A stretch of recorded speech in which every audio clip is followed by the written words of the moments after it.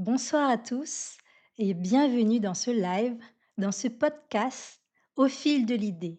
Tisser des pensées, révéler des mondes. Aujourd'hui, ce soir, nous accueillons Alexandra Zara.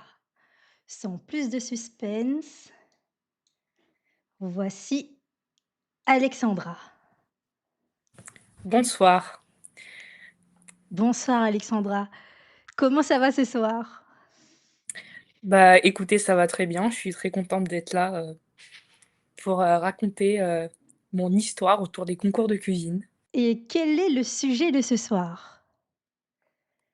Le sujet, que j'ai choisi pour ce soir, c'est, les concours de cuisine, parce que c'est vraiment le domaine que j'adore parce que j'en fais, depuis un moment et je voulais vraiment partager, autour de ça. D'accord, autour des concours de cuisine. Alors, sur le concours de cuisine, est-ce que déjà tu peux me dire un peu plus à quoi ça ressemble un concours de cuisine? Bah, en fait, il y en a pas un qui est comme les autres, ils sont tous différents, mais en général, ça consiste, sur, 1 ou plusieurs jours de compétition, de créer, 1 ou plusieurs plats, dans des horaires, assez restreints, avec de la mise en place ou pas. D'accord, plaisir restreint. Et cette expérience-là que tu as eue dans les concours, comment si tu devais mettre, une phrase ou 3 mots, comment tu décrirais ça? Je dirais, que c'est, stressant, mais ça offre tellement d'opportunités derrière que je peux pas m'en passer de ne pas en faire. Ah! C'est Voilà. intéressant ça. Donc à la fois c'est stressant et en même temps, tu veux pas t'en passer parce que ça ouvre des opportunités. Oui, Quel, parce qu'en fait, bah, pardon, vas-y, vas-y. c'est stressant parce qu'en fait, en fait, on est toujours pris par le temps. C'est pas pareil que le travail, dans un restaurant, ça ressemble pas du tout à la réalité du métier, en quelque sorte. Mais en même temps, derrière, on fait tellement de connaissances, on a des invitations à des événements qu'on n'aurait jamais pu croire avoir et en fait, c'est juste incroyable, dans ce sens-là. D'accord. Donc ça t'a permis d'avoir d'autres événements aussi, de vivre d'autres Oui, expériences.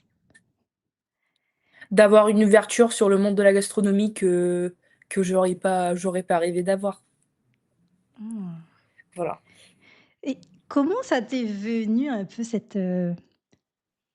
comment ça s'est arrivé cette idée de participer à un concours?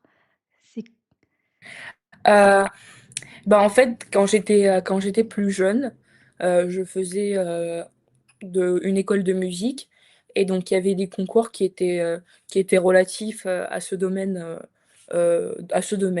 Donc je faisais des concours de piano ou de chant quand j'étais plus jeune et en fait, quand je suis arrivée dans mon métier, je voulais énormément me lancer dans les concours et mon lycée était en centre d'accueil des épreuves régionales des meilleurs apprentis de France.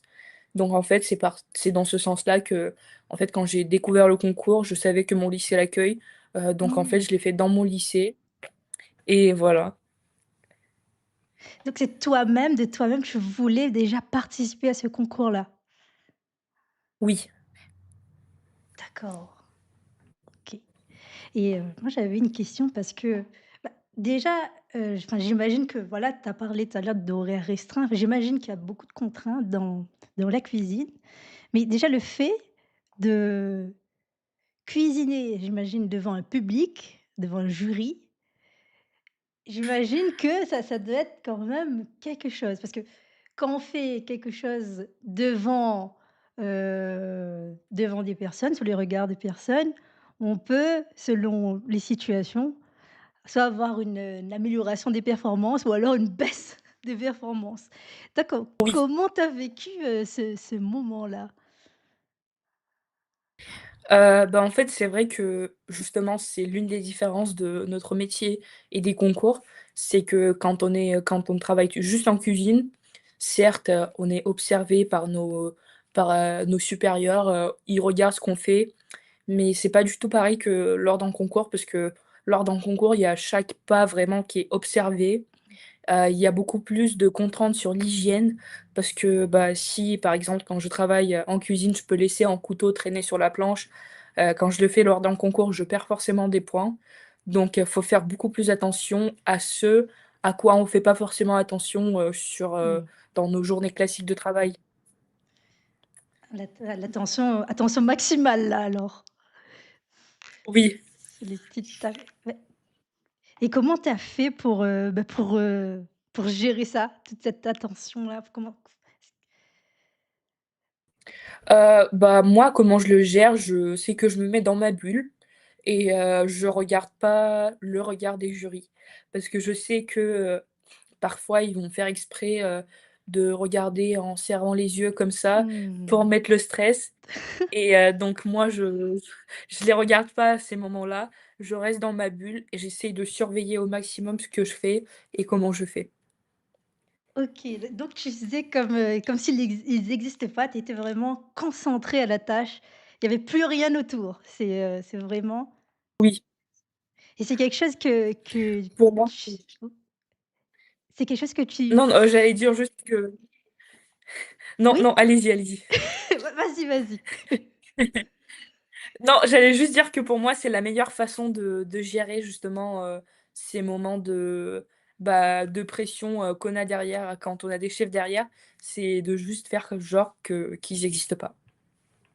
Voilà. D'accord et ça, c'est quelque chose, que tu sais faire naturellement ou c'est quelque chose que tu as eu une préparation avant? Comment ça t'est venu?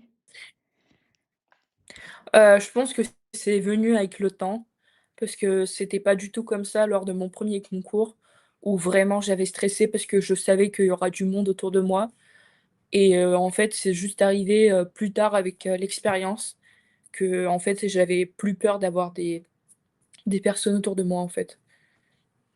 D'accord, c'est vraiment au fil de l'expérience et c'est quelque chose que tu as constaté? Est-ce que c'est quelque chose que tu as découvert, constaté toute seule ou alors est-ce que tu as eu, quelques perches? Tu as été aidée? Heu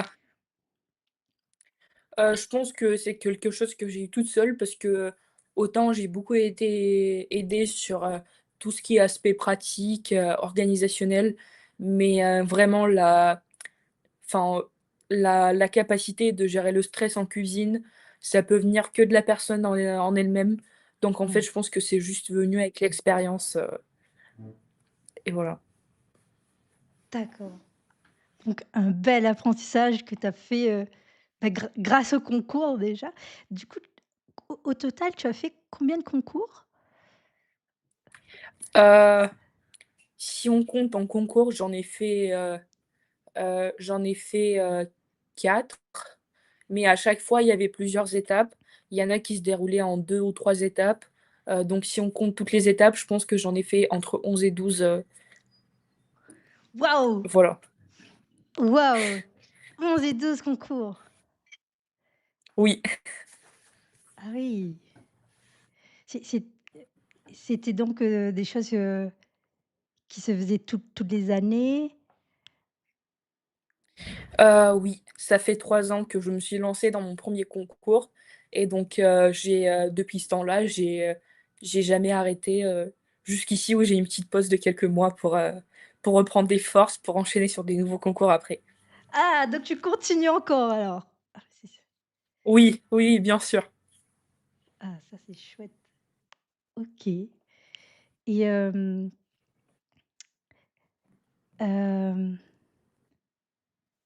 est-ce que, est-ce que parce que je sais que tu as eu des prix, est-ce que tu peux nous parler, des distinctions que tu as reçues? Oui, donc bah, pour l'instant sur les concours que j'ai faits, j'ai eu un titre et une, victoire en concours. Donc pour mon titre, j'ai été meilleure apprentie de France en cuisine froide 2024.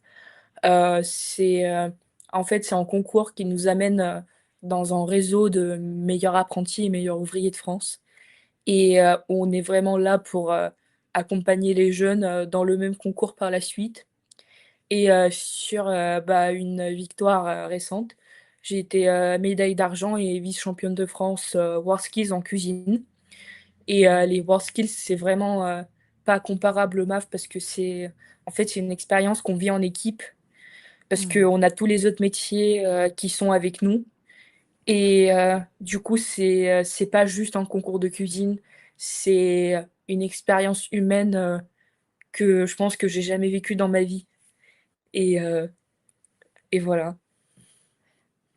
Est-ce que tu peux nous en dire un peu plus sur, cette expérience humaine que tu as vécue au WorldSkills? Oui, en fait, on avait du coup, moi j'étais dans l'équipe, de la région Auvergne-Rhône-Alpes, dans laquelle j'ai atterri après avoir été, championne régionale et du coup, on s'est retrouvés avec, 82 ou 83, personnes, qui étaient eux aussi, champions régionaux dans leur métier, parfois des métiers en binôme ou en trinôme, mais la plupart des métiers quand même solo comme moi et en fait, on a eu 3 week-ends de cohésion d'équipe où, on faisait, du sport, des activités en groupe, et en fait, on est vraiment devenus, comme une grande famille et du coup, quand on est allé aux WorldSkills, on était toujours, on vivait dans le même hôtel, à Marseille et on était toujours là, les uns pour les autres pour nous soutenir, les soirs après une journée de compétition, on se retrouvait, on en parlait, on s'encourageait, on se soutenait s'il y avait quelqu'un qui se sentait pas bien et du coup, quand on était, à l'annonce des résultats, on était content pour les uns, on pleurait ensemble pour les autres et en fait, il y a vraiment une force, derrière tout ça parce que tu sens qu'il y a des gens, il y a une deuxième famille derrière toi pendant toute la compétition. Voilà. Et c'est vraiment intéressant parce que donc, à la fois donc vous êtes concurrents et vous vivez également les choses, Heu, en non? Oui? on n'est pas concurrents parce que du coup, on est tous dans des métiers différents Ah et d'accord. Ah OK. Ah beh, oui, du coup, il y a pas de rivalité. À ce moment-là, donc c'est oui, plus simple. Enfin, voilà, c'est plus simple, j'imagine, à avoir ces oui, moments oui, de solidarité ensemble. c'est ça, oui, D'accord. Et toi, voilà. qu'est-ce qui t'a marqué le plus dans ces expériences-là, ces expériences de concours?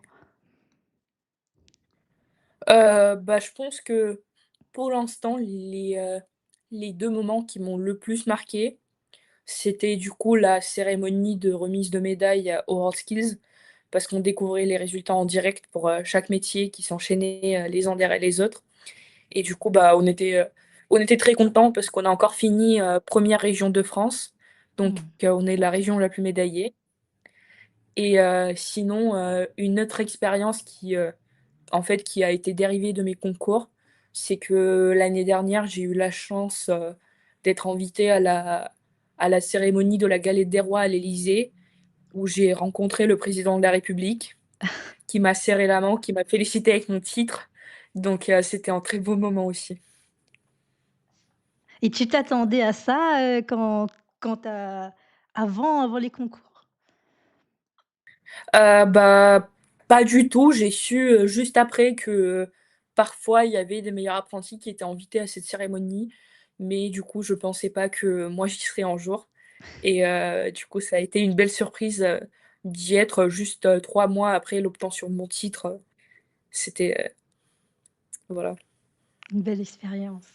Et une très belle expérience. et ça fait quoi au moment, où tu entends ton nom, pour dire que tu as eu ton prix? Qu'est-ce que ça fait quoi? Qu'est-ce qui se passe dans ta tête à ce moment-là? Déjà il y a toute la pression qui retombe d'un coup.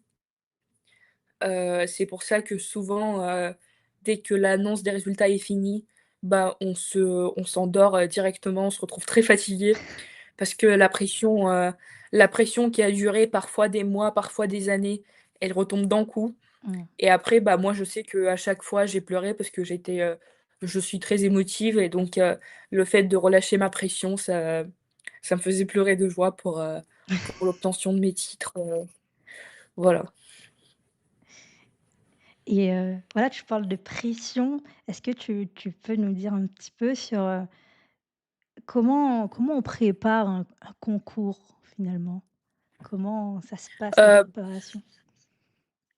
Bah, en fait, pour la plupart des concours, enfin, du coup, pour tous les concours que j'ai paré enfin, où j'ai participé, que j'ai préparés, j'avais toujours eu l'entièreté de mes sujets, en avance. Donc parfois c'était 3 mois, parfois c'était 4 mois et parfois c'était même, 1 an avant le concours et donc à ce moment-là, bah, on commence à chercher des inspirations parce que souvent on a des éléments qui doivent, obligatoirement être dans le plat. On a des dénominations, mais on a du coup la liberté d'interprétation de ce qu'on va faire. Mmh. Du coup, on commence à chercher des inspirations, souvent sur, bah, sur les réseaux, sur internet en général. Heu, Après parfois, il y en a qui font appel à leur réseau de chefs, de camarades pour, trouver des idées ou des recettes et après on se met dans la phase d'élaboration de la recette. Donc en fait, on passe, des journées, de 16 à 18 heures en cuisine, sans pause où on travaille les éléments, les recettes, où on refait la même chose, 100 fois, 200 fois jusqu'à ce qu'on obtienne, un résultat qui va nous plaire et une fois qu'on a toutes les recettes qui sont calées, bah, en fait, on commence à refaire des entraînements à blanc de concours. Donc en Mmh. fait, on se met la même limite, d'horaire, la même limite de place, qu'on aura au concours et du coup, on fait avec ça plusieurs fois, pour vraiment, répéter le jour J, le plus de fois possible. D'accord. Et donc vous avez tu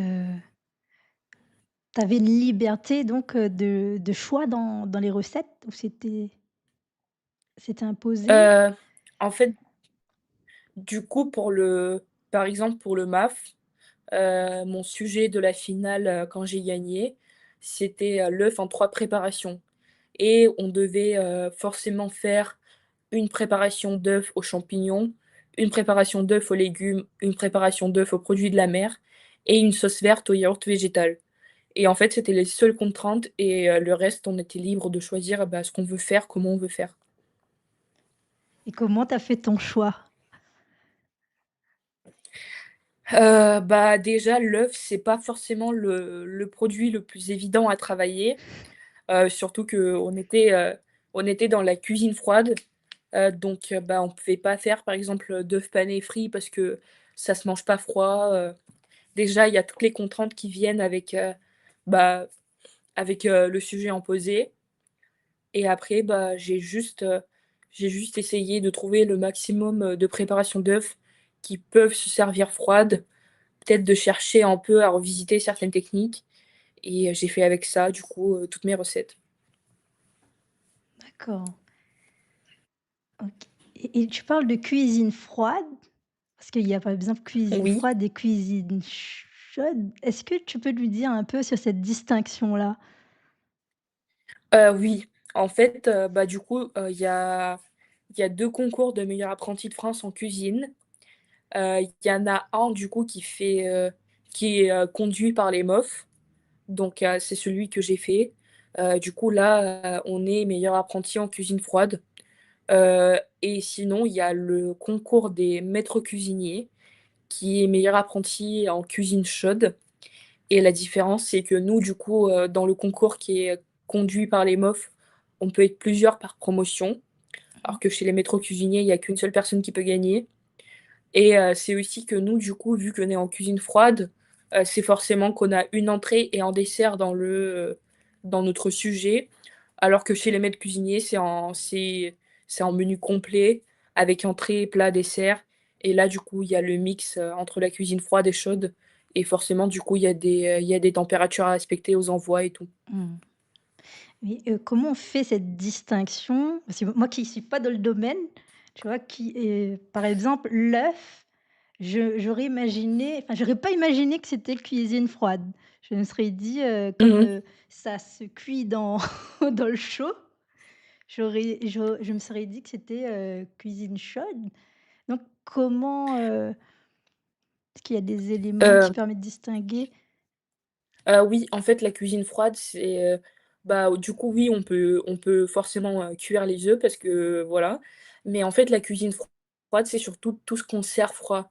Donc en fait, on fait des préparations, après on les refroidit et on les sert juste après. Donc c'est ça la cuisine froide, en fait. Tu peux le redire? Oui, en fait, on peut totalement, faire des cuissons, monter des températures, mais en fait, une D'accord. fois que nos préparations, elles sont faites, on est obligé de les refroidir et on les sert froides. Donc en fait, c'est pas une Ah! question de cuisson, C'est à la c'est fin. surtout une question de oui, c'est une question D'accord. de service, qu'on doit servir les choses froides. C'est quand ça arrive en bouche, quand c'est froid, c'est que c'est de la cuisine froide, C'est c'est ça? ça, oui, D'accord, OK. oui. OK, OK, je viens d'apprendre, OK. Parce que je me posais la question, qu'est-ce que c'est? Et la cuisine, toi, comment ça t'est venu ce domaine-là, ça t'est venu naturellement?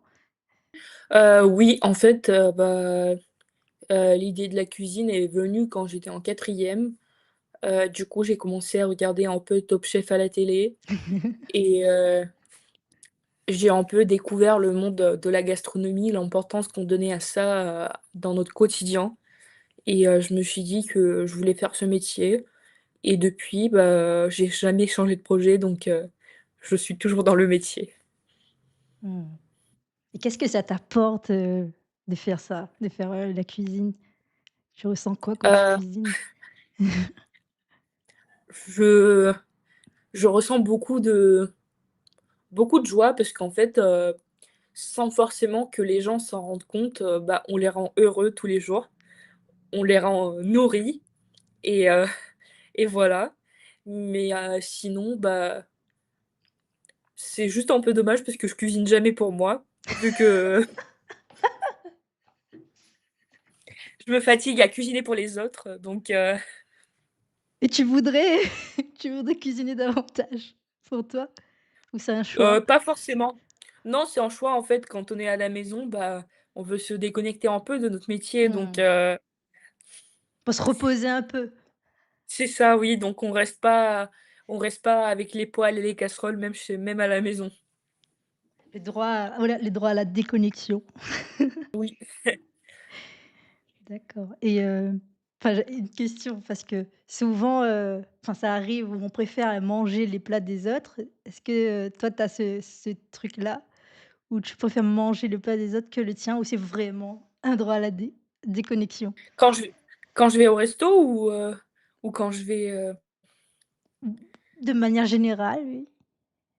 bah, en fait, quand je suis chez moi, du coup, quand je suis à l'école, déjà, je mange toujours à la cantine, et quand je suis chez moi, souvent, ça m'arrive de soit d'acheter des plats qui sont déjà faits, soit de commander.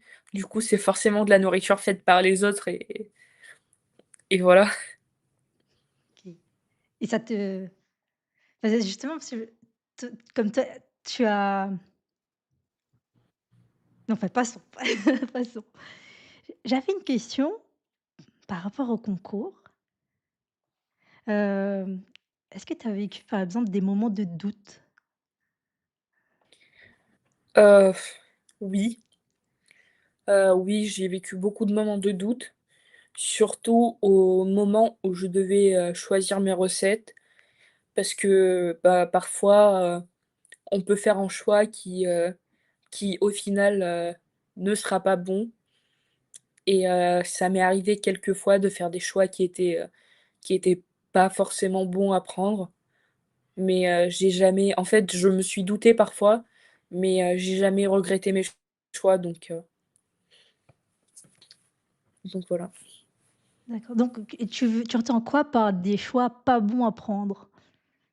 Heu, en fait, il y a pas de mauvais choix, mais si parce que parfois, les choix de recettes qu'on fait, bah, quand le sujet il est expliqué d'une façon un peu floue, Mmh. on peut pas forcément savoir si nos, si ce qu'on va faire va rentrer dans les attentes du jury et du coup, bah, parfois c'est un peu, le risque qu'on prend, c'est de prendre, un élément, dont on n'est pas forcément sûr Mmh. parce qu'il est plus technique, plus intéressant, au profit d'un élément qui sera sûr. Mais en fait, bah, on choisit parfois le mauvais. Mais c'est l'enjeu des concours donc Mmh. C'est une véritable, prise de décision dans l'incertitude. oui. Et tu as dit que tu faisais en sorte, en tout cas, enfin, je sais plus, de ne pas regretter ces, entre Mmh. guillemets, «mauvais choix». Comment tu t'y prends pour justement ne pas regretter, assumer ces choix-là? Bah, c'est déjà au moment de ma conception que je les assume parce Mmh, que, au moment de la conception, quand on est sur des tests, de recettes, c'est, le moment des choix en général et c'est à ce moment-là qu'il faut prendre le choix de la recette qu'on va choisir et en général, je choisis la recette qui me plaît le plus et si ça me plaît, bah, ça peut pas être un mauvais choix et surtout, bah, aussi, il y a des moments de choix pendant les concours. Quand parfois on est pris par le temps, qu'on doit enlever quelque chose de notre plat, juste parce qu'on n'aura pas le temps de le finaliser et bah, du coup, j'ai toujours su, choisir, l'élément qu'on pouvait, enlever et peut-être que visuellement, au final, c'était pas aussi abouti que je l'aurais imaginé, que je l'aurais fait pendant mes concours. Mais au moins, je savais que le jury sera pas déçu du goût de ce que je lui fais goûter. mmh, d'accord. Est-ce qu'il y a une question que je t'ai pas posée et que tu aimerais que je te pose? Je sais même pas, je pense que j'ai parlé de tout ce que j'aurais bien aimé, raconter. Heu, si, en fait, si, c'est, c'est que parfois, on passe de l'autre côté, de la scène. Donc après des concours, on devient jury concours et qu'est-ce que ça fait d'être jury concours, dans ce cas-là? Ah! Ben voilà, mais qu'est-ce que ça fait d'être jury de concours, Alexandra? Heu, Bah, en fait, c'est une expérience qui est totalement différente parce que on a aussi le stress en fait, on ressent le stress des candidats et surtout que moi, les concours, bah, c'est très récent tout ce que j'ai fait. Mmh. Donc en fait, bah, je ressens leur stress et ça me stresse aussi et surtout, je suis toujours stressée à ne pas sous-noter les candidats parce que je veux pas leur fermer, des routes, ou des accès à quelque chose non plus. Et du coup, bah, on a le stress de mal noter les candidats, enfin d'être Mmh. juste, dans sa notation, de rester en partial. Après souvent, on connaît pas les candidats donc rester en partial, c'est pas si compliqué que ça, mais voilà et surtout, bah, c'est une expérience qui est totalement différente parce que nous, quand on fait des concours, on voit pas comment on est et on voit pas Mmh. les autres. Et là, on voit vraiment à quoi ça ressemble, ce genre d'expérience et en quelque sorte, on se voit dans ces candidats quand on les voit passer. Donc tu as cette double vision-là où tu as fait, l'expérience en mode, heu, candidate et Oui, l'expérience, en mode jury. oui. Donc tu qui, donne, donc un double face, j'ai envie de dire. Et Mmh. qu'est-ce que ça qu'est-ce que ça change, par exemple, dans ta façon de voir l'expérience, concours? Bah, en fait, on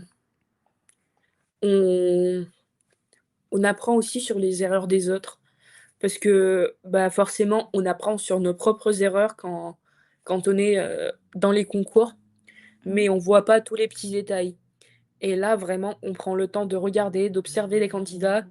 On voit ce qui va pas et parfois on s'en rend compte qu'on peut aussi faire ce genre de conneries pendant les concours. Donc en fait, en les observant, ça nous apprend sur quoi, en fait, on peut avoir des lacunes Mmh. et de ne pas les faire, pour les futures expériences. Donc on peut dire qu'on apprend des conneries des autres? Oui, OK, d'accord. Hem, est-ce qu'il y a quelque chose d'autre que tu as envie d'aborder? je pense que j'ai abordé, tout ce que je voulais. Et quel conseil tu donnerais à quelqu'un, ben, qui n'imagine même pas passer des concours ou bien qui voit? Qu'est-ce que tu lui dirais à cette personne? Heu, Bah, je forcerai pas une personne qui n'a pas envie de le faire. Mais s'il y a une personne qui est en hésitation, je lui dirais surtout de ne jamais se douter parce que les expériences des concours, même si on gagne pas, même si on n'arrive pas à faire ce qu'on aurait voulu faire, c'est jamais décevant. Et que les connexions, les connaissances, on se les fait même si on perd en fait, c'est toujours, on reste toujours gagnant au final, même Mmh. si on le pense pas du premier abord. D'accord, mais ça me donne envie de te poser une question, Alexandra. C'est vu que tu as dit un truc intéressant, c'est même si on ne gagne pas, c'est intéressant. Et toi, quand tu voulais participer à un concours, qu'est-ce que tu visais? Qu'est-ce que tu vises? Bah, je vise toujours la victoire, même si parfois ça m'est pas toujours arrivé de gagner même si parfois c'est décevant, Mmh. bah, moi je vise toujours la victoire et je sais que bah, du coup, même si je gagne pas, je suis quand même gagnante dans d'autres sens du terme. D'accord. Et et est-ce que tu peux me donner un petit mot? Parce que voilà, tu parles de victoire et il y en a eu des victoires et il y en a eu des échecs aussi. Oui, Comment, réceptionner ça? Cet échec-là? heu, bah, moi, je sais que mon tout premier échec, je l'ai un peu mal vécu parce que je m'attendais pas à perdre Mmh. et en fait, c'est à ce moment-là que j'ai compris que fallait avoir confiance en soi, mais fallait jamais, partir gagnant, sans être là, quoi. En fait, sans avoir jamais vécu d'expérience, sans sans avoir beaucoup d'expérience professionnelle, on peut pas forcément gagner, du premier coup et en fait, ce qui s'est passé à mon premier concours, national, c'est qu'en fait, j'ai pas réussi à gagner malgré le fait que j'ai été très déçue, ça m'a donné encore plus, de force et d'envie de revenir Mmh. une deuxième fois. Voilà. Et tu dis qu'on repart, toujours gagnant et on gagne Mmh. quoi? On gagne quoi, quand même si on gagne enfin, même si on n'a pas eu le prix, qu'est-ce qu'on gagne? De l'expérience déjà Ouais. et des connaissances. Parce que parfois on gagne pas parce on fait quelque chose, on fait un mauvais choix ou on fait quelque chose qui nous fait perdre à la dernière minute. Mais si on reste bon sur toute la durée du concours, bah, on se fait repérer par des chefs, et Mmh. on a des propositions d'emploi, des choses comme ça parfois OK. Et toi, tu as récolté donc plusieurs expériences qui t'a permis d'avoir, des prix et d'avoir, d'autres événements, de serrer la oui, main du président, par exemple. oui, En tout cas, bravo pour cette résilience et cette, persévérance, cette envie, d'y aller.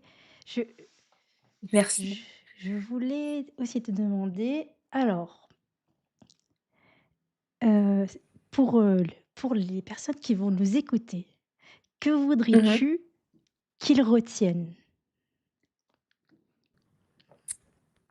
Je voulais qu'ils retiennent que, la cuisine, le monde de la cuisine, c'est pas comme sur Top Chef. C'est un métier qui est quand même beaucoup plus sérieux et beaucoup plus exigeant et que la réalité, n'est pas forcément pareille, à ce qu'on voit à la télé. Mais que, même si on s'inspire de Top Chef pour faire ce métier, bah, si on s'accroche, on arrive à faire, des beaux parcours, des beaux Mmh. résultats et que la cuisine est un monde, où il y a tellement d'opportunités, c'est un monde tellement ouvert qu'il faut jamais hésiter à partir travailler, dans d'autres pays, à faire des concours et à s'accrocher à toutes les opportunités. D'accord. Parce que si, je sais pas si vous connaissez la phrase que tous les jours on a des milliers d'opportunités qui passent à côté de nous et Mmh. qu'on les rate, bah, je dirais bien que la cuisine, c'est un monde auquel, cette expression elle correspond beaucoup.